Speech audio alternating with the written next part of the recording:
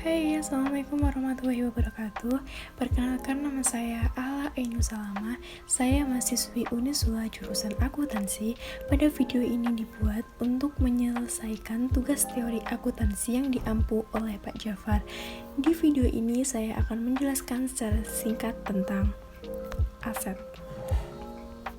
Langsung saja ke definisi aset.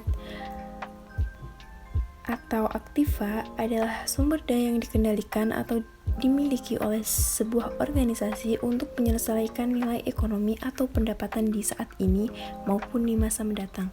Sumber daya yang diakui sebagai aset atau aktiva ini pada dasarnya harus dapat diukur dengan menggunakan satuan mata uang seperti rupiah, dolar, ringgit, yuan, atau mata uang lainnya, tergantung pada situasi dan kondisi yang menyertainya. Sumber daya yang dimaksud ini juga dapat dalam bentuk mulai dari uang tunai, mesin, produksi, hingga bangunan dan hak paten.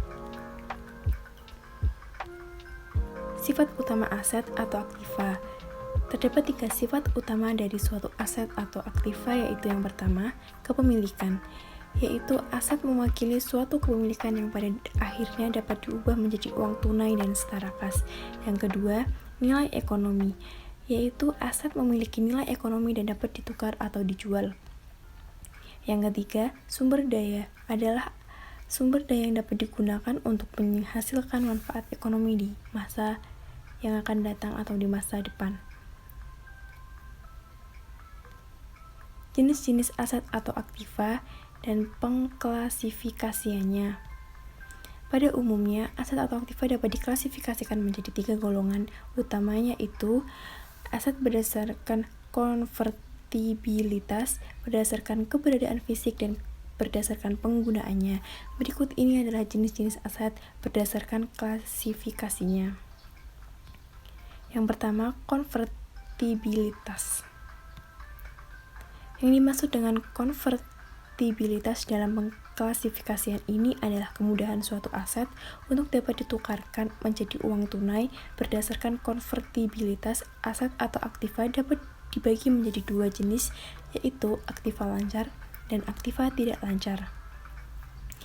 Aktiva lancar atau aset lancar, yang dalam bahasa Inggris disebut dengan current asset, ini aset yang dapat dengan mudah dikonversikan menjadi kas, uang tunai, dan setara kas, biasanya dalam 1 tahun. Aset juga disebut aset liquid. Contoh-contoh aset lancar atau aktiva lancar ini diantarain seperti kas, perlengkapan kantor, surat-surat berharga, saham, obligasi, persediaan barang dagang, piutang dagang, deposito jangka pendek. Dan yang kedua, aset tidak lancar atau aktiva tidak lancar. Aset tidak lancar atau aktiva tidak lancar, non-current asset, adalah aset yang tidak mudah dikonversi menjadi uang tunai dan setara kas.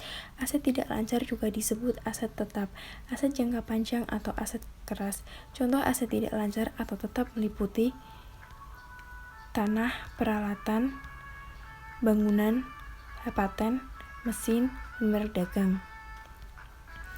Yang kedua adalah keberadaan fisik atau physical existence. Berdasarkan keberadaan fisik, aset dapat dibedakan menjadi 2 jenis, yaitu aset berwujud dan aset tidak berwujud. Yang pertama adalah aset berwujud. Aset berwujud atau tangible asset adalah aset yang memiliki keberadaan fisik atau kita dapat menyentuh, merasakan, dan melihat. Contoh aset berwujud ini meliputi tanah, bangunan, mesin, peralatan, kas, peralatan kantor, persediaan barang dagang, surat berharga, atau saham dan obligasi. Yang kedua adalah aset tak berwujud. Aset tak berwujud adalah aset yang tidak memiliki keberadaan fisik. Contoh aset ini meliputi goodwill atau nilai lebih yang dipunyai perusahaan dikarenakan keistimewaan tertentu, hak paten, hak cipta, hak sewa, merek dagang, izin, kekayaan intelektual perusahaan. Yang ketiga adalah penggunaannya.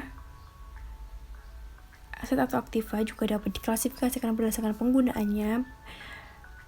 Berdasarkan penggunaan operasionalnya, aset diklasifikasikan sebagai aset operasi dan aset non-operasional.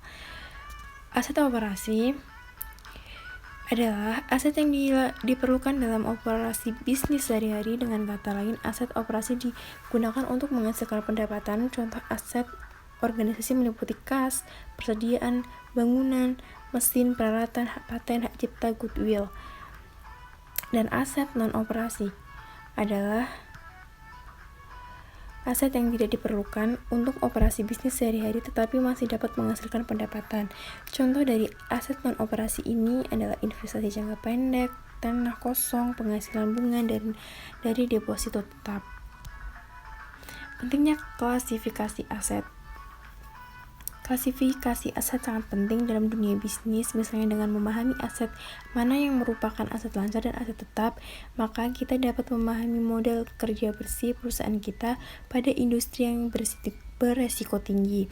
Memahami aset mana yang berwujud dan tidak berwujud akan membantu menentukan solvabilitas dan risikonya. Dengan menentukan aset mana yang merupakan aset operasi dan aset non-operasional, kita dapat memahami kontribusi pendapatan dari masing-masing aset tersebut. Oleh karena itu, mengetahui cara mengklasifikasikan aset merupakan bagian integral dari kesuksesan suatu bisnis. Itulah penjelasan mengenai aset. Sekian dan terima kasih atas partisipasinya dan sudah menonton video ini. Saya mohon maaf jika ada kekurangan dalam penjelasan tentang aset ini. Wassalamualaikum warahmatullahi wabarakatuh.